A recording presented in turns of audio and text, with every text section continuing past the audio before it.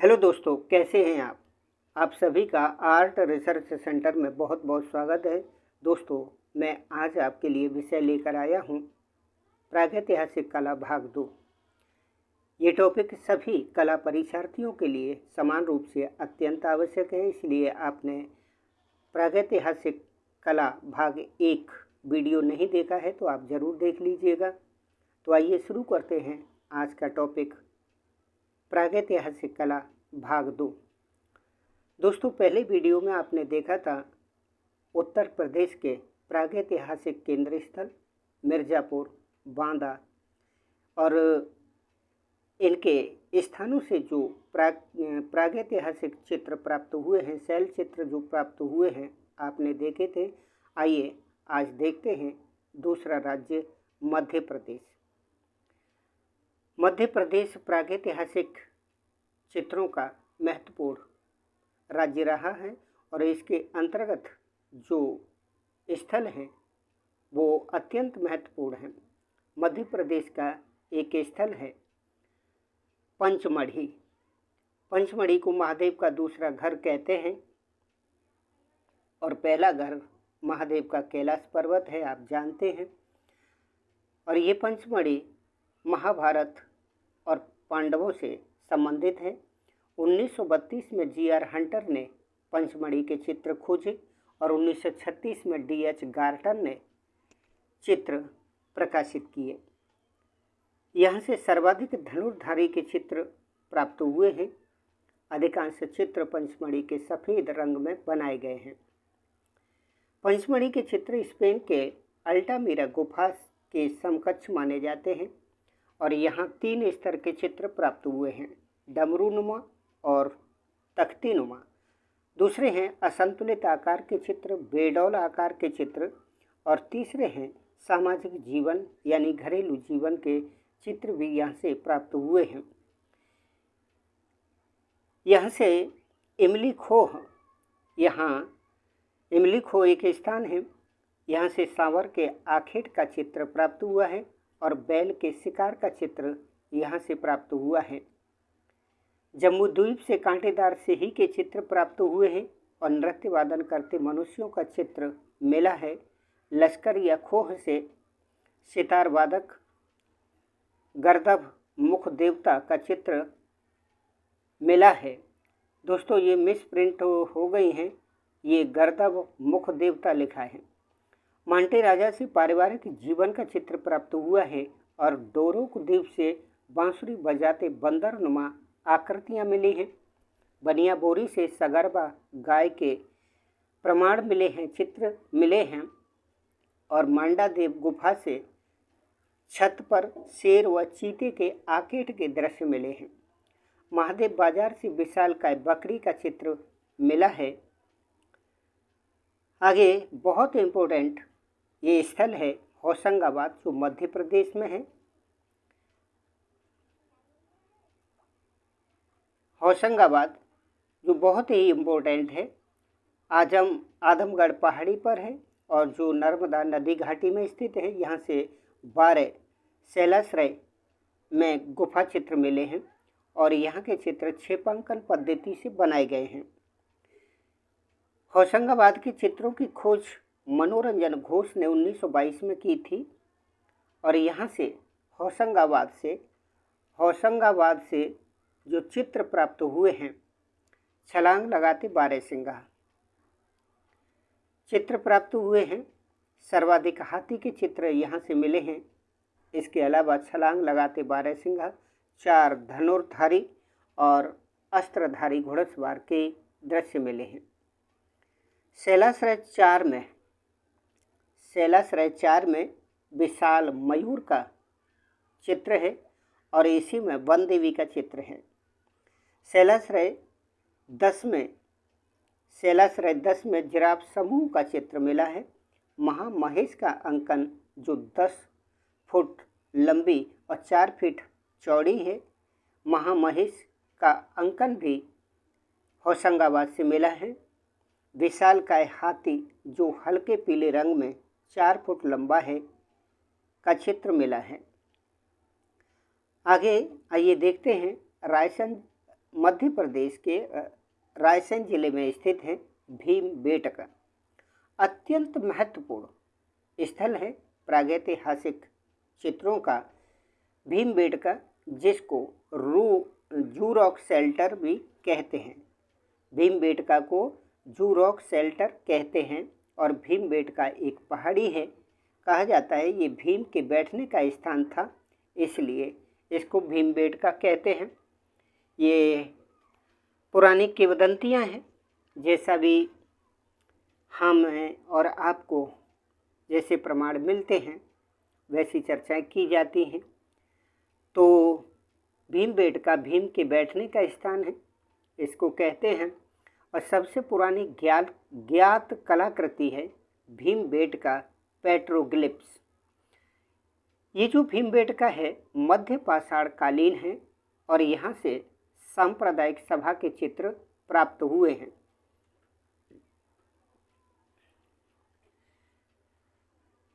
गुफा की खोज उज्जैन विश्वविद्यालय के प्रोफेसर V.S.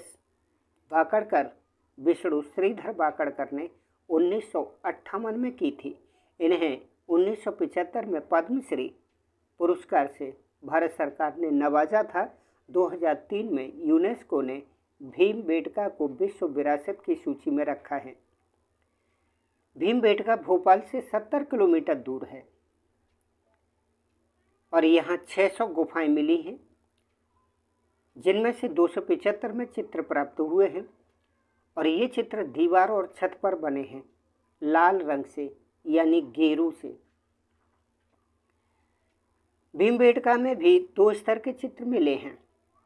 पहले स्तर में शिकार नृत्य के चित्र मिले हैं, जैसे हिरण है, बारहसिंगा, सूअर, जंगली भैंसा, घोड़े, हाथी के चित्र प्राप्त हुए हैं।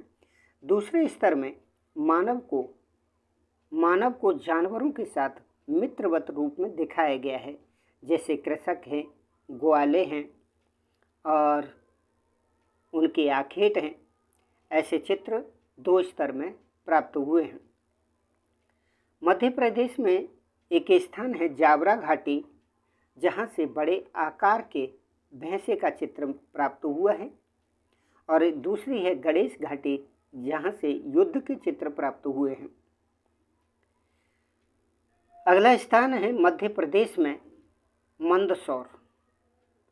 मध्य प्रदेश में मंदसौर नामक एक स्थान है और जहाँ एक स्थान है मोरी। यहाँ 30 पहाड़ियाँ हैं, जहाँ से स्वास्तिक चक्र, देहाती बांस से बनाई गई गाड़ियों के चित्र प्राप्त हुए हैं।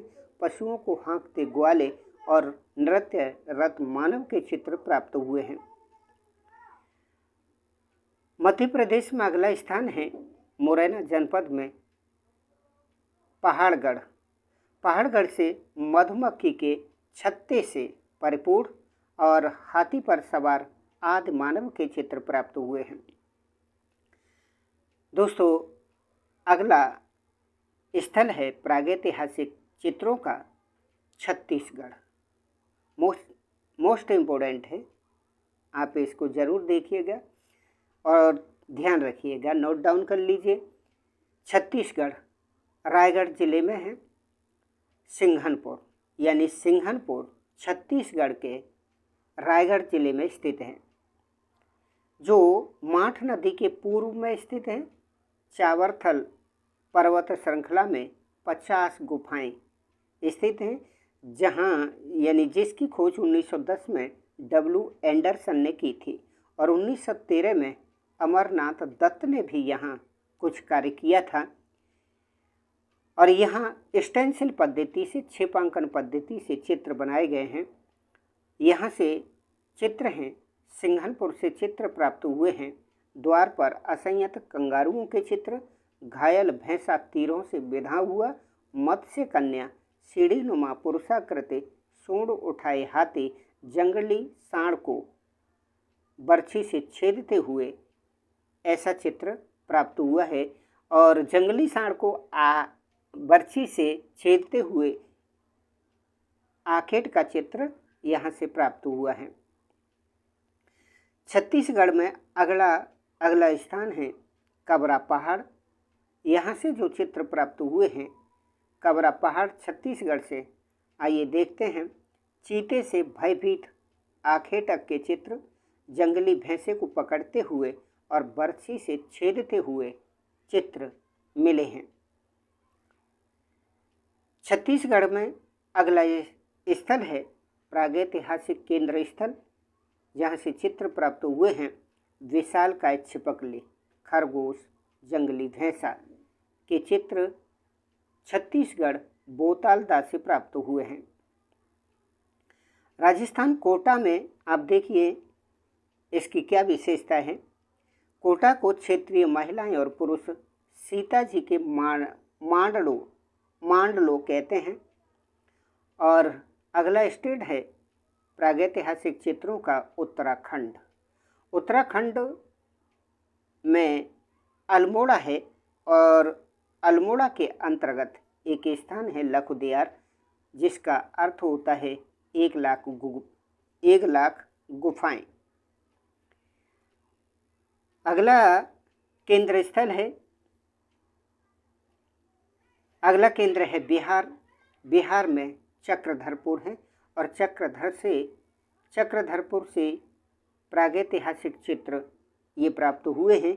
लेटी व शिकार करती मानव आकृतियाँ चित्रों को चक्रधरपुर के चित्रों को हलदार ने 3000 वर्ष ईसा पूर्व का बताया है। प्रागैतिहासिक चित्रों के कुछ स्थल दक्षिण भारत में भी हैं। आइए देखते हैं। और दक्षिण भारत में अधिकतर कर्षण चित्र मिले हैं, प्राप्त हुए हैं। दक्षिण भारत का कर्नाटक राज्य है, जहाँ से बेल्लारी से प्रागैतिहासिक चित्र प्राप्त हुए हैं, शैल चित्र प्राप्त हुए हैं। बेल्लारी से प्राप्त हुआ है। बेल्लारी में नवपाषाणकालीन मानव निवास करता था और इसका प्रमुख केंद्र था बेल्लारी। इसकी खोज एफ फोसेट ने 1882 में इसके चित्रों की खोज की थी। और बेल्लारी की ये विशेषता है कि यहाँ मानव अस्थियाँ सर्वप्रथम बेल्लारी से प्राप्त हुई हैं। बेल्लारी से 6 कोणों वाला सितारा प्राप्त हुआ है का चित्र मिला है और इसके चित्रों की समानता स्पेन की कोगुल गुफा से की जाती है। बेल्लारी के चित्रों की समानता स्पेन की कोगुल गुफा से की जाती है। अगला स्थल है केरल और केरल में ये स्थल है वायनाड के एडगल गुफा की खोज एफ फोसेट ने 1901 में की थी। यहाँ से जादू टोना के चित्र, सिर पर टोपी पहने हुए मनुष्यों के चित्र मिले हैं। स्वास्तिक, सूर्य चक्र, चौखट के चिन्ह भी यहाँ से प्राप्त हुए हैं। दक्षिण भारत में अगला स्थल है रायचूर। रायचूर में 1955 में रामपुर ऋषिमूलक पर्वत श्रृंखला में चित्रों की खोज लंदन विश्वविद्यालय के पुरातत्वविद श्री एवं श्रीमती ऑलचिन दंपत्ति ने चित्रों की खोज की थी। इन दंपत्ति ने चित्रों की खोज की और इन्होंने चित्रों को 3000 वर्ष पूर्व का बताया है। अगला स्थल है प्रागैतिहासिक चित्रों का केंद्र स्थल आंध्र प्रदेश। आंध्र प्रदेश में बिल्लासारंगम से चित्र प्राप्त हुए हैं। जादू टोना के चित्र प्राप्त हुए हैं। हड्डियों के बने हथियार, जादू के प्रचलन के अनेक प्रतीक चिन्ह आंध्र प्रदेश से बिल्लासारंगम से प्राप्त हुए हैं। आइए देखते हैं प्रागैतिहासिक काल का मानव जो चित्र बनाता था, उनके पीछे उनकी क्या उद्देश्य था, किस प्रकार के चित्र बनते थे, चित्रों में क्या दिखाया गया है, चित्रों की क्या विशेषता है, आइए देख लेते हैं। प्रागैतिहासिक काल में छापा चित्र बने, अपनी भावनाओं को शांत करने के लिए चित्र बनाता था। प्राचीन काल का मानव भय, जादू, टोना, टोटका, चिर स्मृति, विजय आदि की भावना होती थी जो वो चित्र बनाता था। उनमें गुहावासी सफलता के लिए, अदृश्य शक्तियों की पूजा के लिए स्वास्तिक, अंक और रेखाएं बनाते थे। लोक कला का आरंभ भी यहीं से प्राप्त होता है। चित्रों के माध्यम से भय, संवेग, धर्म दिखाया गया है। चित्रों में ये सब दिखाई देता है, परिलक्षित होता है। तूलिका या वर्तिका के लिए उंगली या बांस की नरकुल का प्रयोग करता था। उस समय का मानव प्रागैतिहासिक चित्र बनाने के लिए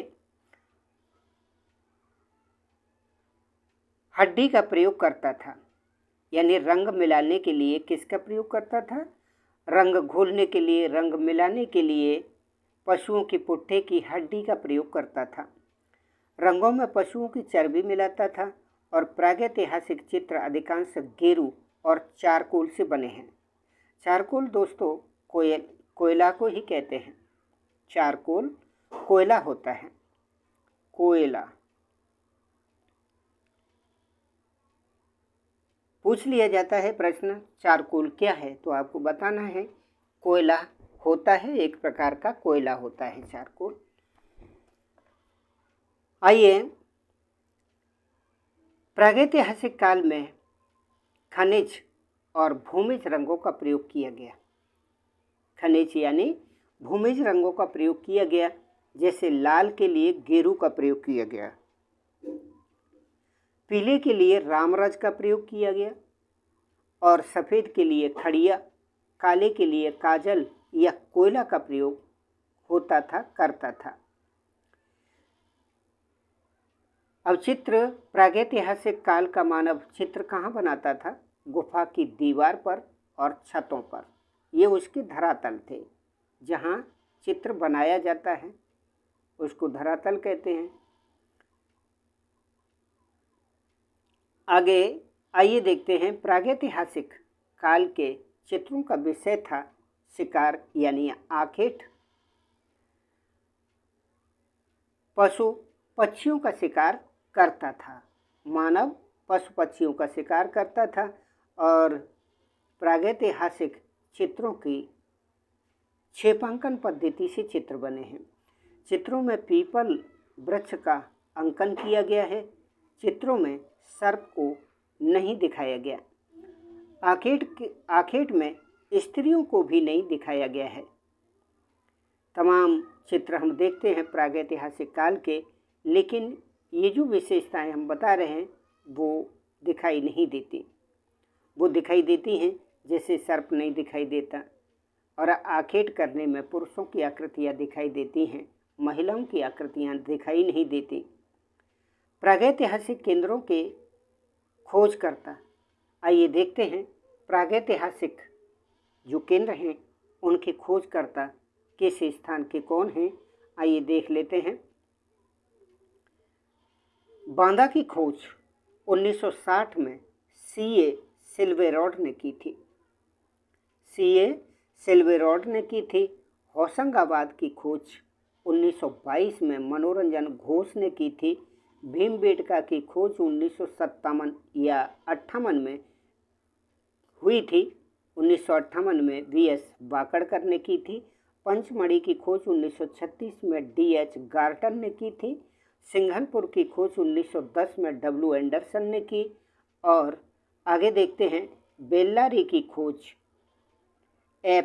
1882 में, 1892 में F. फोसेट ने की। मिर्ज़ापुर की खोज यानी कैमूर पहाड़ियों की खोज 1880 में कार्लाइल ने की थी। आइए कुछ प्रागैतिहासिक कालीन कला से संबंधित कुछ पुस्तकें हैं, उनके कुछ लेखक हैं, आइए उनको देख लेते हैं। कुछ महत्वपूर्ण पुस्तकों के नाम हैं और लेखक, आइए देखते हैं। डॉक्टर जगदीश चंद्र गुप्त, डॉक्टर जगदीश गुप्त, भारतीय प्रागैतिहासिक चित्रकला, 1967 में ये बुक उन्होंने लिखी। पर्सी ब्राउन है, इंडियन पेंटिंग, 1929 में लिखी गई इनके द्वारा। और Asit Kumar Haldar, our heritage in art, 1952 में इनके द्वारा ये पुस्तक लिखी गई। आगे है, इम्पोर्टेंट है ये, Stuart Pigott, pre historic India, 1950 में इनके द्वारा लिखी गई। एच वाड्रिक यानी एलन हाटक वाड्रिक, मिसप्रिंट है ये। एच वाड्रिक, एलन हाटक वाड्रिक ने पुस्तक ये लिखी है, प्री हिस्टोरिक पेंटिंग, 1958। दोस्तों, ये था आज का टॉपिक, प्रागैतिहासिक कला, भारतीय प्रागैतिहासिक कला भाग 2। अगर ये वीडियो आपको अच्छा लगा हो तो कमेंट करके ज़रूर बताइएगा। और दोस्तों, अगर कहीं कोई शंका है तो आप उसको भी कमेंट बॉक्स में ज़रूर लिखिए, उसका भी हम और आप मिलकर समाधान कर लेंगे। अगर कोई मिस्टेक पाई जाती है, अगर कोई दिक्कत आपको लगती है तो ज़रूर बताइएगा। दोस्तों, आपने ये पूरा वीडियो देखा, इसके लिए आपका बहुत बहुत धन्यवाद और आप सभी भाई बहनों को सादर नमस्कार।